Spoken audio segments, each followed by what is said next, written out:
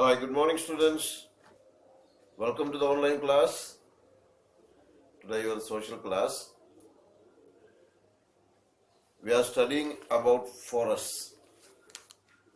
Forests of Andhra Pradesh. Forest means a forest in India, forest in the world, forest in Andhra Pradesh. What are forests? And we are studying about the types of forests. Types of forests. First type is evergreen forest. Evergreen forests are found in India, Kerala, and the northeastern states. And here in Andhra Pradesh, we have what type of forest? Deciduous forest. The third type of forest is thorny forest. Thorny forest. Thorn. Thorn means mullu. Thorny forest means the forest with the trees and plants which have thorns. The specialty of this forest are this area receives very little rainfall. Rainfall is very less and temperature is very high. Less rainfall and high temperatures. Yes. So most of the trees are thorny. The common trees here are babul, also called tumma chettu, bulsurega, sandal, neem, etc. These are the important types of trees in the thorny forest. Especially they are located in the YSR Kadapa, Chittur, Anantapur and Nalgonda districts. In these districts we can see these types of forests. Okay. The specialty of the trees in the thorny forest are they have very tiny leaves. Very tiny. Tiny means very, very small. Very, very small leaves and thorns which help to conserve water. Why do trees have very little, very, very small leaves? The tactics is to protect the water.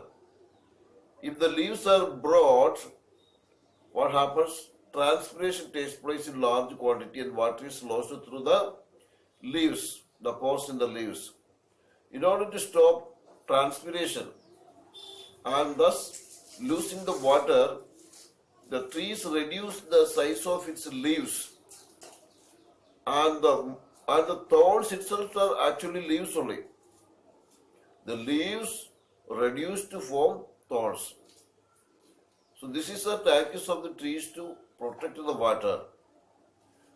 Another technique is they fold the leaves also. Okay, the forests are not very dense. Thorny forests are not very dense forests and they are found in open spaces and there is no more undergrowth also.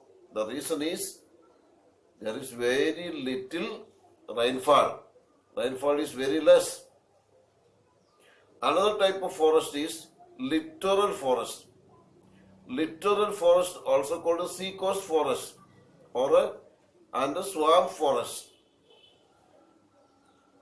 On the seashore, we know that seaside has salt water. Usually plants do not grow in salt water. But some types of plants, some types of trees grow in salt water. They are adapted to grow in the salt water. On the sea coast or on sandy beach and also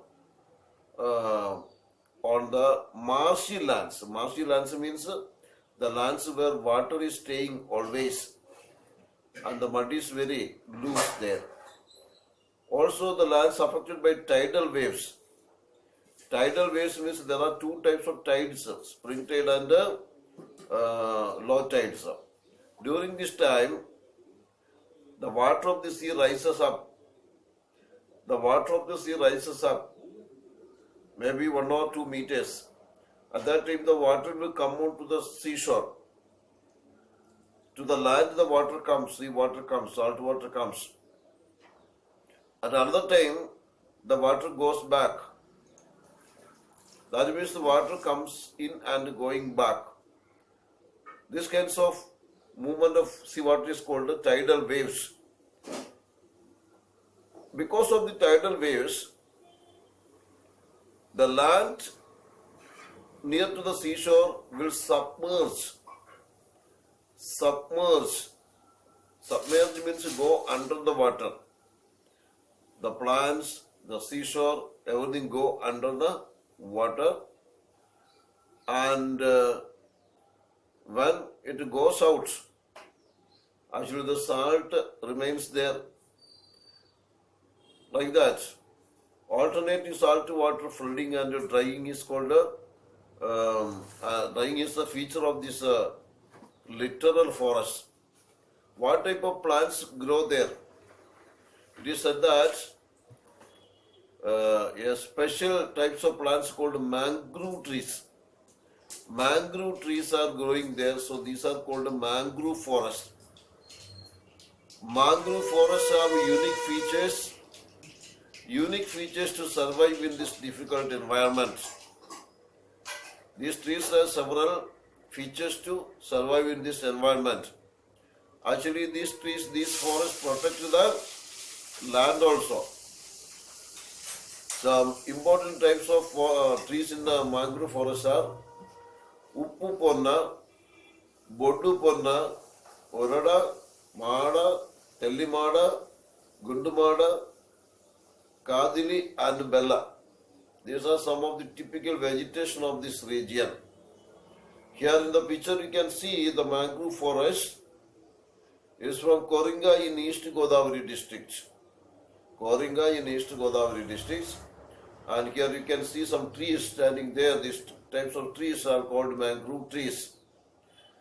Okay. What about the forests in Andhra Pradesh? Status of forests in Andhra Pradesh.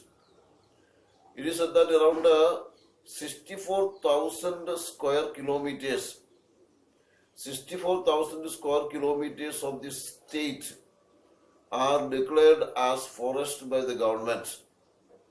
This is about 23% of all land in the state. According to science, it is said that 33% of the total land should be forest. Should be covered by forest, but we have only 23%. That also is decreasing. This means that is about 7% of our forest lands are open grounds. That means 16% of our land has tree cover to qualify as forest.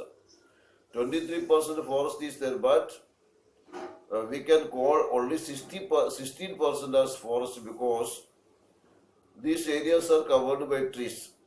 Remaining 7% do not have that many trees. Most of these are open grounds with grass, few trees, etc. And that also is dwindling because people are felling the remaining trees. People are encroaching these lands for mining, etc. Every year about 100 square kilometers of forests are lost in our state. That means every year 100 square kilometers of forest is reducing. So here in the picture you can see the forest. The map shows the distribution of forests in Andhra Pradesh. You can see the green color shows deciduous forest and the violet color shows dry deciduous forest. So two types of forest, wet deciduous forest and dry deciduous forest. Wet deciduous forests are found along the coastal region. We can see Srikakulam, Visakhapatnam and Nellore districts. In these districts we can see wet deciduous forest. Remaining area has dry deciduous forest and thorn forests are found in the Rayalaseema region here. This yellow color, yellow shading shows that thorn forest. Forest people. Some people live in forest, we call them forest people. Usually those who are living in the forest are tribal people. Tribal people and forests. It is difficult to imagine forests in our country without the people who live in them and use them. So, many people are living in the forest. Many people have lived in the forest. In North Coast region, for example, 20% of the people who use the forest collect headloads of fuel wood and carry them to markets for sale. Those who live in the forest use the forest as their source of livelihoods. They collect firewood from the forest and sell outside the market and get money, and with that money they live. They also collect different forest producers and sell them. Most of them they use for themselves. Remaining they sell outside and get money to buy other things. It is said that 20% of the people in the north coastal region collect a headload of firewood from the forest, sell it outside and earn some money. Like that. Also, these people use the forest for grazing sheep and goats. Sheep and goats. 75% of people in Telangana collect minor forest produce called non-timber forecast produce or NTFP. Telangana is now a separate state. Earlier it was a part of Andhra Pradesh. So here 75% people use the forest for non-timber forest produce. What are the non-timber forest produce? Some kinds of leaves, honey, roots, medicinal plants, etc., etc. Coastal region, about 50% people depend upon such a collection of forest produce in the coastal region. 50% of people means 50% of tribal people. Okay. If you make a list of the items they collect from the forest, around more than 60 items will come in it. Okay, the tribal people. For the tribal people, forests are very important because they live based on the forest resources. For thousands of years, tribes lived in the forest, so they know very much about the forest. But they never destroyed the forest. They used the forest, they used the resources of the forest, but they never destroyed the forest. Instead, they protected the forest and animals. Even when they hunt animals for eating, they always were careful to reproduce. Reproduce means they took care in the matter that the animals reproduced. They cared in protecting the number of animals in the forest. That kind of using was done by the tribal people in the forest. It is very important. It is very important.